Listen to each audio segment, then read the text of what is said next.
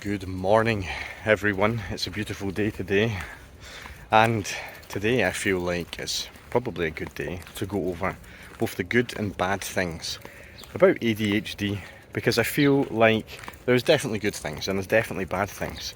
And actually, like any normal human being, there's good and bad things. So it's just that this world is a very dopamine filled world now. Digital messaging is all dopamine, fast action. When you're going out shopping and buying things, it's all marketing and advertising. There's not many natural things left. And this is why it's such a difficult world to live in now if you have neurodivergence. The world has moved on, it's extreme dopamine, extreme neurotypical, and someone with neurodivergence or ADHD can feel a bit stranded and a bit lost. So we'll go through the good and the bad things and how I enjoy these or how I manage them.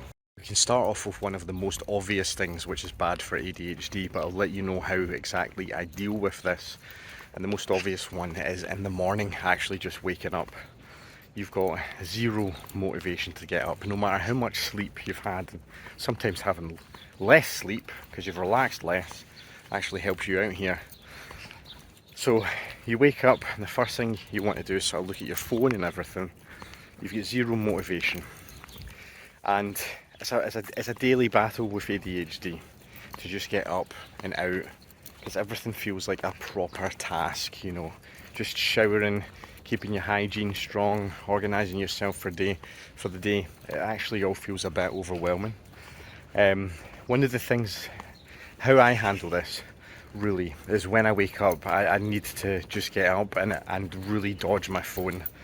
So it's very, very easy to sit there for 10 and then that becomes 20, becomes 30 minutes on your phone scrolling through things.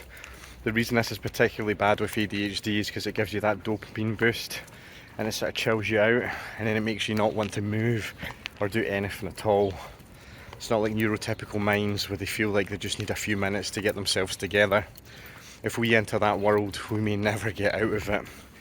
So I have found if I keep myself really organised and just get up and out and do the constructive things like showering, brushing my teeth, organising myself for leaving the house, that's going to help me a lot.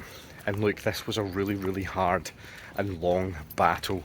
It takes weeks, months to get this rewired in your head as to the actual benefit of it.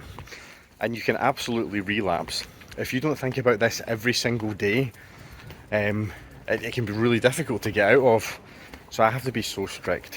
And I would say I'm as far as like 90% of my days are really, really good. So 1 in 10 days, I still kind of have this, oh, I can't get up, can't do anything, I've looked at my phone too much, I want to read my messages, and sometimes it just happens. I try and reserve those days for the days I don't have to do anything, and then that sort of counteracts it. I get a bit of both in my life. So I know morning and motivation is difficult for everyone. However, it's particularly difficult for people with ADHD or neurodivergence. It's like a mammoth battle every single day. The reasoning behind this is people with neurodivergence don't autopilot anything. A lot of neurotypical people will sort of start to brush their teeth and zone out and just go in the shower and not really think about all the different things. If you have neurodivergence, when you're doing something like getting up or going for a shower, it's like you've got a drop down menu of absolutely everything you need to do all the time, and that's why it always feels overwhelming. You don't really become autonomous for anything. So that is the bad side of it. However, the good side is if you manage to get on top of things, be really constructive and have your mind trained that this is the best thing for you, you can actually become a bit of a productivity machine. And when it comes to things like having a gym routine or doing things in the morning that are good for your health or business, you can sort of dial in and focus into it and end up actually becoming extremely productive and having a very positive sort of morning outcome from it. But definitely, just to reiterate on that, you need to work hard every single day as a complete mission. Look, once I've got on top of my whole morning routine thing, it's actually made my whole day and my whole life a lot better, and I'm in an extremely good routine at the moment. I have my lapse days, say 1 in every 10 as I mentioned. However, this morning thing is so important, absolutely, an absolute necessity.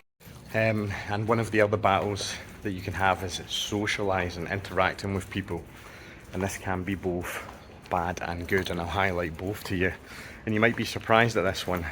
But bad is probably some things you're thinking about already. Sometimes you can feel a bit anxious, a bit awkward, a bit overwhelmed. You know, you're going into a social situation, a party, a wedding, and really you're overthinking about every single person there. If you know a few people there, you're thinking about the last interactions you had with them, you're thinking about how you get on with them. It can be a bit of a minefield emotionally, thinking about all of the different things all of the time.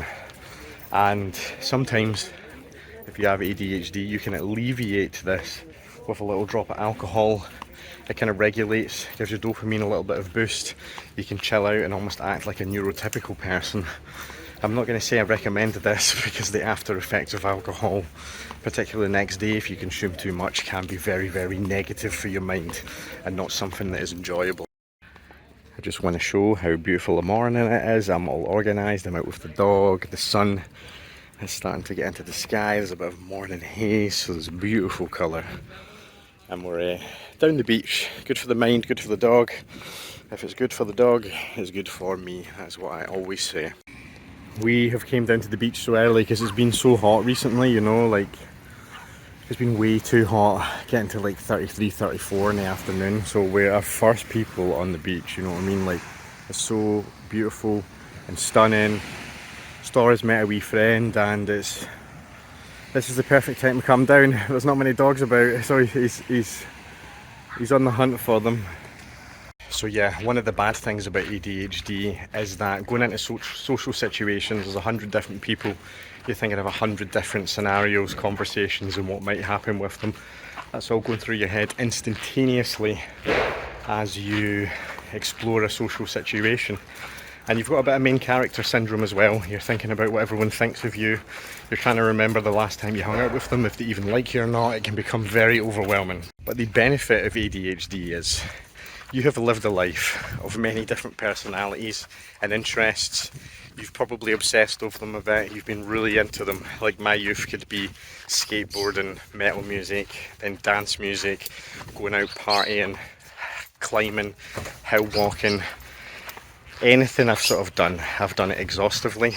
And as a result of this, you can actually hang about and get on with many, many different kinds of people. So you become a sort of chameleon in a social situation. There's a lot of people that sort of pick and choose who they're not going to get on with. You know, even like when it comes to a social class system or things like that, some people turn their nose up at people. Some people just simply will not even try. With ADHD, I have found I can sort of adapt like a chameleon to any social situation. You know, if I'm in the mood, I can definitely enjoy it. If I prepare myself right, I can absolutely love it. Whether it's a rock concert going metal, whether it's a kitchen session at 5 o'clock in the morning talking absolute rubbish, I can deal with the cutlery of a upper class meal somewhere. Anything I can sort of adapt to, and when I'm there and in the moment I can enjoy it. So I do find that that sort of social chameleon is absolutely a trait that I have. However, you then have the downside of your social battery, because you're thinking of 1,000 different extra things and thinking about them all the time. You can get drained quite fast. This will be difficult on like long days out or even holidays. Even if it's with your best friends, after a few days you can feel exhausted and you need that sort of downtime.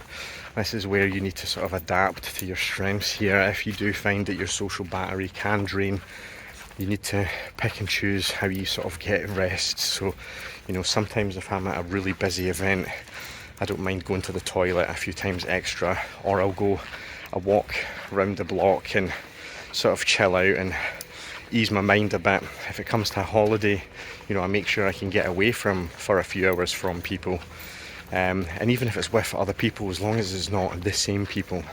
This is where I find having something like a dog is good, because every day I've got an automatic disconnect from the world, and the dog really motivates me to do this. I would say that having a dog with ADHD is an asset. It keeps you in a routine and it gives you a really healthy sort of away from social interactions, in the moment time that is really nourishing for your mind. So I would always highly recommend getting a dog. And dogs are also great for us because guess what? No expectations, no overthinking, no overanalyzing. I have always found that the dog is such a benefit to my life. It's just something that I can look after and trust. And usually if I'm looking after the dog, it's looking after me. So yeah, really, those are just a few things that I've covered over. I mean, basically what I'm trying to say is this is a neurotypical world now, with all the dopamine and fast interactions everywhere all of the time. It's particularly hard for people with ADHD to thrive. And there are some non-negotiables you have to have in your day to make each day very worthwhile, and you have to be strict with it. But if every day can be a good day if you keep on top of some certain things and are mindful of them and always thinking about them. You can train your mind to make this easier over time, but you can also start to enjoy each day. And of course, as soon as you start to learn that you're enjoying it, you'll eventually continue to do it.